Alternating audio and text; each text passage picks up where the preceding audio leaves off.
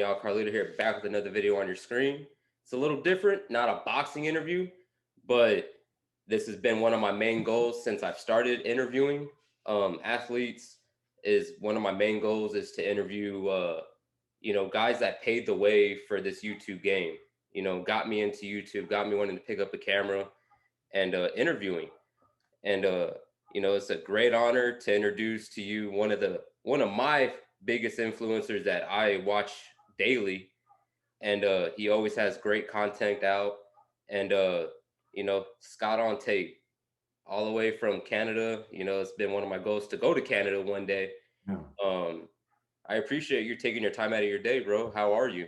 I'm good, man. I'm good. I'm just as I just got back from the States from 30 days away, and I got a phone call the day literally the morning after, like when I woke up, like still like really, really exhausted. And a friend of mine in LA said, "You gotta come.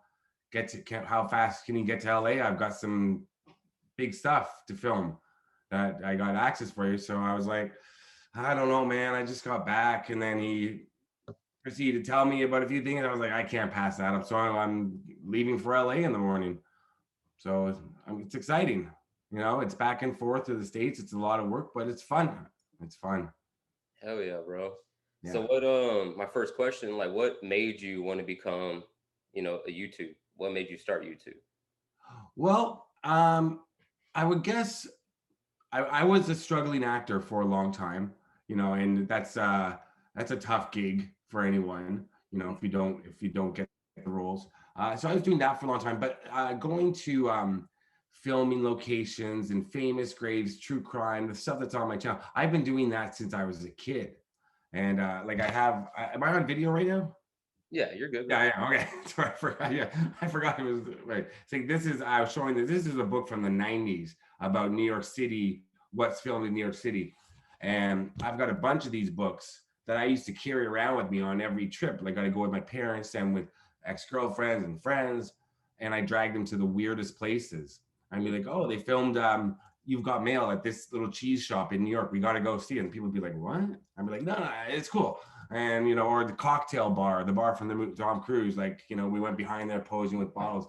So I was doing that, and then about 4.5 years ago, I was watching YouTube, and I just thought to myself, because I would never had I didn't do Facebook, Instagram, anything. I just watched music videos on YouTube, and then I kind of came across a few videos of stuff of like showing just like filming locations, and I was like, hey, I do that. That's what I do. And I was also because my parents were both very sick. I didn't travel for a very long time. So in 2012, my best friend, convinced me to go to LA with him for 3 weeks and to see everything that I always wanted to see. He said, "You got to get out of Toronto." So I did, and I filmed everything like it would be a YouTube video. Like I was talking to the camera. So I started watching those, and I started going to LA back and forth all the time just for fun. And I would film everything, and then it hit me one day. I was like, why don't I just put this all up on YouTube? And that's because I always liked being on camera. I like talking, and I like telling stories. And so I did a couple of test uploads from Florida when I went down to see some friends. Went into the swamps and stuff, and you get, as you're starting out, you get a couple of views, two, three views from random strangers, like you're not from friends, like random, and they leave a comment, and it's like, oh, that's so cool, that's so nice, and then next one you get maybe 10 views, 20 views, and then it's just kind of, you're like, the one thing though is I didn't when I started the channel, I didn't realize this is shows what's not going on in my head. I didn't realize, oh, once I run out of videos from Florida and California on a 2-week trip, I run out of content. I have to go somewhere again. I didn't really think that through. So then I was scrambling. I was always like, shit, I had another job. So I had to save the money and then take 3 weeks off, go, come back, save, like not doing. And it was a big sacrifice. No dinners, no clubs, party and stuff like that, anything. Yeah, Yeah. man, I can understand that, bro. Like, growing this channel as far it's been crazy. How long you been doing it for? Almost a year. Almost a year. Yeah, it takes a while. It takes a while. Like after a year, I can't remember. I didn't have. I maybe had 500 subscribers. I don't remember, to be honest, but it was a good year before I saw any sort of movement. Hmm. And it was by Michael Jackson, showing Michael Jackson's real grave location, because nobody else had really shown it. People had gone out to Michael Jackson's, where he is in Forest Lawn, but they were going to the wrong. They were showing the mausoleum, but and leave where they leave flowers for him. And I'm like, yeah, but he's not there. He's around back underneath the stained glass windows. I see like videos and pictures and Instagram, because I started Instagram. So I made that video and it just took off. And I remember being in Florida again, and then my phone, just because I had notifications on for YouTube at that time, started ding, ding, ding, ding, subscriber, subscribe, subscribe, subscribe. And I said to my friend, he was with me, and I said, what's happening? And then I went up past 1,000. I got up to like 3,000 in a day. And I was just like, oh man, this is what it feels like to have something hit. And it's a good feeling, you know, it's a good feeling. So it'll happen for you. When that happens, you'll love it. Yeah, like I gained 5 subscribers in I think the last 2 days, like back to Great. back. And it's different now because doing interviews with the what I've been doing is harder to get subscribers. Mm. But when I was filming daily vlogs at the beginning, I was gaining 2 subscribers every day, it seemed like. Yeah, And people like both. I think I mean, if you like doing the interviews, I would stick with the interviews, because there's a lot of interview channels, but there's a lot of daily vlog, like showing people's lives. But people do like to watch that, you know. Like I don't consider what I do as a vlog, because my daily life is not consists of going to the barn from Friday the 13th Part 3, or like the one I put up today, going to the Sex in the City house, or going to David Berkowitz's Son of Sam's apartment. That's not a vlog. Is more of a daily type thing. So I don't consider what I do a vlog, because if I were to do a vlog, you'd be like, oh, there he is sitting on his couch drinking coffee with his dog on his laptop for 18 hours. yeah, So that's for me. I think of each one as like a short film. Each yeah, yeah. each one I do is a short film about where I am, and the star of my channel is where I am, or who I'm talking about. That's dope, bro. So how Yeah. was it growing up like in Canada? It's great. It's great. I mean, Canada is amazing. As you get older, there's some people that still enjoy the cold weather when it gets cold. Like I'm in Toronto, which is southern Canada, southern Ontario. So we have really hot summers, but today it was just automatically cold. And then so I'm getting there. I'm getting to the point where I'm just like as a kid, I'm a huge hockey fan. I could play hockey till 11 o'clock at night outside in the dead of winter. Now, as soon as I feel some cold, I'm just like, oh man. But other than that, growing up in Canada is amazing. We're very similar to the States. There's there's more similarities and differences, but I think up here we're a little bit more, pardon the pun, we're a little bit more chill. There's a little people are a little more uh well, it's yeah, I guess we're a little bit more chill. It was a great upbringing. I had a great childhood, to say the least. I grew up right down the street, Corey Haim, Yeah. the famous actor from Lost Boys. Right up, this is his area too. So it was like very suburban, like suburban kids.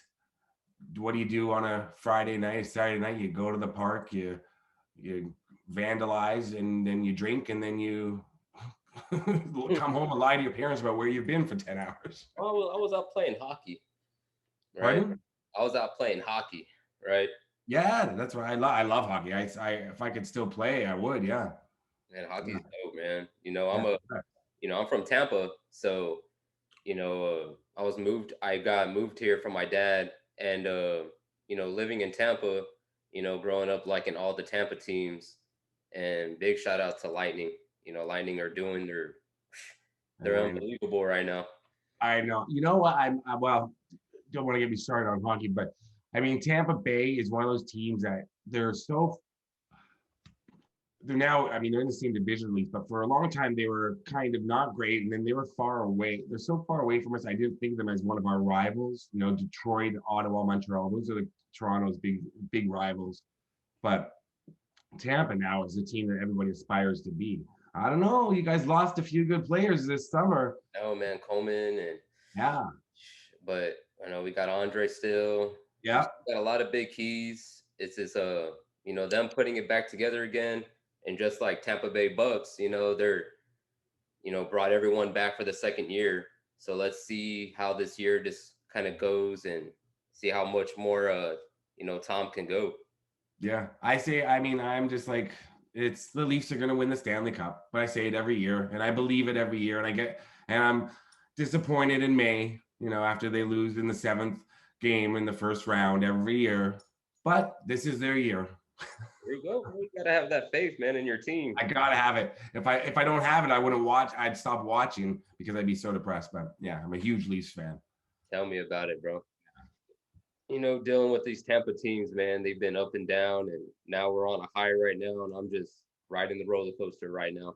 Well, you guys have had Tampa Bay's had 3 Stanley Cups. Yeah, 3 Stanley Cups. I mean, that's enough. 3 Stanley Cups within the past 15 years. It's like Chicago. Like Chicago had 4, I think, in the past 20 years. Detroit had about 3. LA had 2. It's enough. I can understand if you're from that city, you'd be like, no, we're the best team. We got to keep winning. You want to get that high again. But I'm just like, no, come on. Like it's time for someone else, and it's got to be the Leafs. There you go. Yeah. So, you know, out of all the movie locations and filming locations that you filmed at, what's your favorite one that you look back at and you're like, that's my favorite one for sure? There's been a few.